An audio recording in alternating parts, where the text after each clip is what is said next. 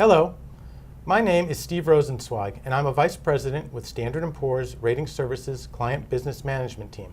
I'm part of a team of sales and relationship professionals who focus on commercial entities that are structured as real estate investment trusts or REITs, operating within the Americas.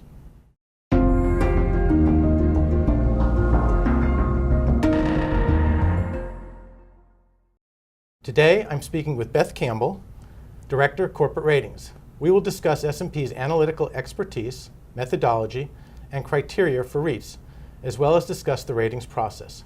Welcome, Beth. Thanks, Steve. To begin, what type of REITs does S&P rate?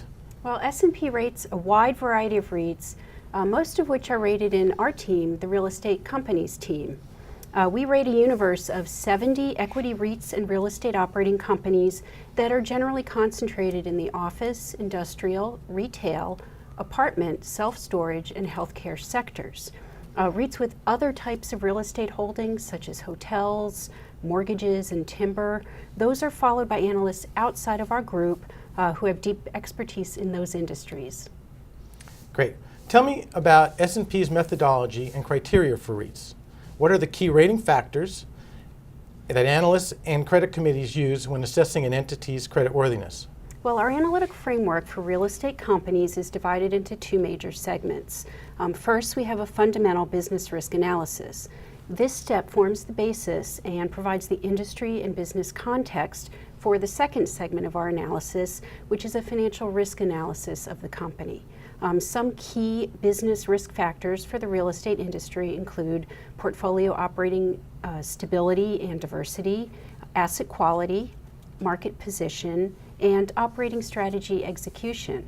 On the financial side, some key financial risk categories that we look at include accounting characteristics, financial policies and risk tolerance, cash flow adequacy, capital structure, leverage, and liquidity. We also have a third dimension to our analysis in which we analyze a REIT's portfolio holdings. For companies with small portfolios, this entails a very granular property-by-property approach, and through this portfolio analysis, we're able to assess concentrations by property, by investment, by profitability, for example. It also allows us to delve into property-specific debt details. This information ties back into and helps shape our view of the company's asset quality, its diversification, and its capital structure. Excellent. Tell me, how do your written rationales support your ratings on an entity and what's included?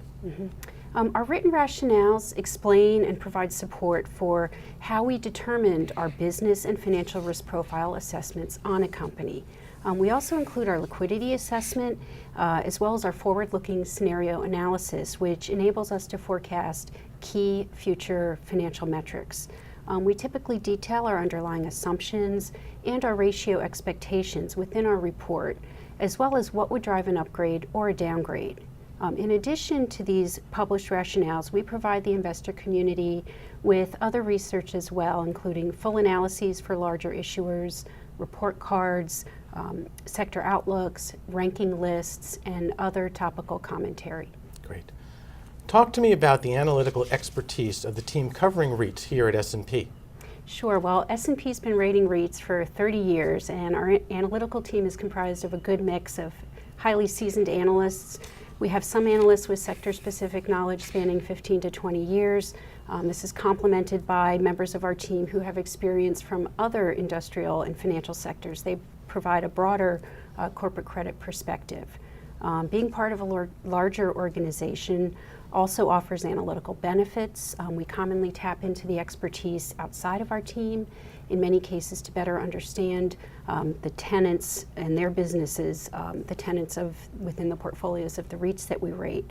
So over the past year, for example, we've collaborated with colleagues in S&P's retail, healthcare, technology, lodging, and CMBS groups. And finally, S&P's global reach means we also benefit from the perspective of colleagues who follow similarly positioned companies in other parts of the globe. Great. Can you outline the ratings process? Sure, Steve. Once a REIT engages S&P for a credit rating, the rating process consists of a number of steps, which takes roughly 4 to 6 weeks.